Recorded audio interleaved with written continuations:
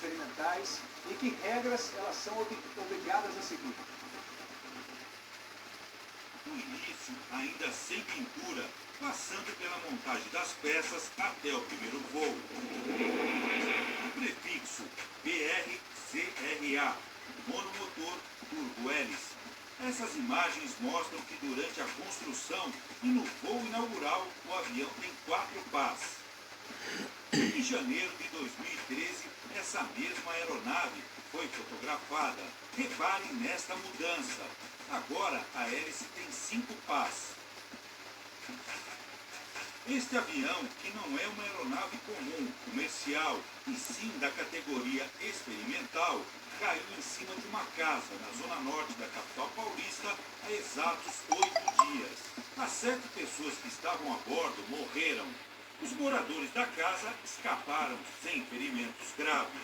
Entre os mortos, o dono do avião, Roger Agnelli, que foi presidente da Vale, a mulher dele e os 2 filhos.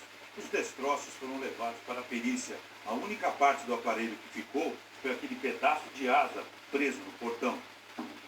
Depois da tragédia, muitas dúvidas surgiram. O aparelho era seguro? Poderia voar em cima das grandes cidades? Hoje existem 5.158 aviões experimentais, quase 25% da frota aérea do Brasil. Na maioria dos casos, são modelos pequenos de 2 lugares. Começou com uma construção amadora. Um cara desenhava e resolvia construir um avião, fazia motor, fazia hélice, fazia tudo. A ANAC, Agência Nacional de Aviação Civil, determina que o responsável pelo avião experimental tem que construir pelo menos 51% da aeronave. E o engenheiro aeronáutico deve avaliar o projeto e toda a construção. Essa categoria, ela existe para as pessoas que entendem e conseguem avaliar o risco que estão se expondo. Principalmente quando começaram os ultraleves, começaram a ser vendidos em kits, para a pessoa montar o kit e voar. Fábricas podem ajudar na montagem de aeronaves até 650 quilos. Para aviões acima desse peso, apenas 2 empresas têm autorização da ANAC. Vamos a uma delas em Sumaré, interior de São Paulo. Essas chapas vão ser montadas e vão dar origem à fuselagem no avião. Nós vamos fazer agora um voo nesse monomotor experimental de fabricação americana, que foi montado em apenas 23 dias aqui em Sumaré. Toda aeronave experimental deve ter este alerta. Porque essa aeronave não satisfaz os requisitos de aeronavegabilidade. Voo por conta e risco próprio. Que a gente não pode sobrevoar a cidade. Não. A cidade fica longe. Isso. É norma da ANAC. Os voos, incluindo pousos e decolagens, não podem ser feitos em áreas densamente povoadas, a não ser que tenha uma autorização especial. O avião experimental é um avião normal, só que ele não foi submetido ao processo de homologação. Ou seja, não passou por todos os testes de segurança exigidos para aviões comuns. Custa metade do preço de um que foi 100% certificado pelas autoridades. Nos Estados Unidos, o responsável também tem que construir pelo menos 51% do avião experimental e apresentar fotos e vídeos para provar que cumpriu a regra. Dependendo do tipo de avião, são obrigatórias de 25 a 40 horas de testes de voo.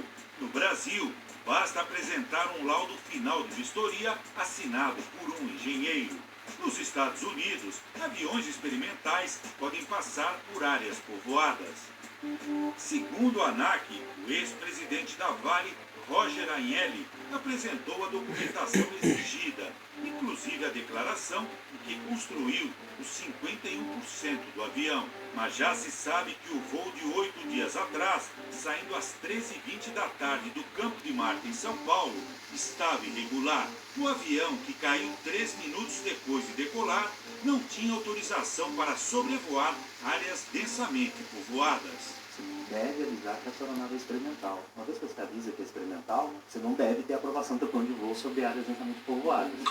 Procuramos a Força Aérea Brasileira, que autorizou o plano de voo. De acordo com a FAB, o piloto Paulo Roberto Baú, que também morreu no acidente, não disse que o monomotor era experimental. A Infraero informou que este ano o avião de Roger Agnelli tinha feito outros 6 pousos e decolagens no campo de Marte. Sobre a hélice ter 5 pás e não mais 4, como no primeiro voo, este engenheiro aeronáutico diz: Isso altera as características da aeronave. Além disso, quais outras modificações que não tinha no avião? Os parentes de Roger Agnelli preferiram não falar sobre o assunto. Conversamos com um amigo de Roger Agnelli, que comprou um modelo idêntico e na mesma época do ex-presidente da Vale.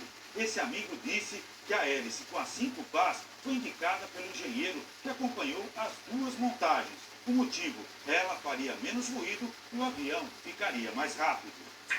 O amigo de Agnelli vendeu o avião, que é este aqui, exatamente igual ao que caiu em São Paulo com 5 pás. Hoje a aeronave atende a uma instituição religiosa.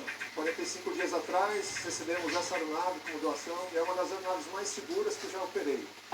Ao Fantástico, a empresa americana Compair, que fabricou peças dos 2 monomotores, informou que não fornece motores ou hélices. Disse que esses equipamentos, inclusive a hélice de 5 pás, foram fornecidos por outro fabricante, mas que esses equipamentos não alteram a missão declarada, propósito da aeronave. A empresa informou ainda que o modelo mostrado no site dela é menor que o avião que efetivamente voou no Brasil de Roger Agnelli. Segundo a aeronáutica, no ano passado foram registrados no Brasil 41 acidentes com aviões experimentais. 19 pessoas morreram. Vitor, de 19 anos, foi uma dessas vítimas. O pai dele, que é piloto, afirma que a aeronave experimental não é segura. Inclusive pessoas no solo, que não estão nem sabendo do que passa por sobre suas cabeças.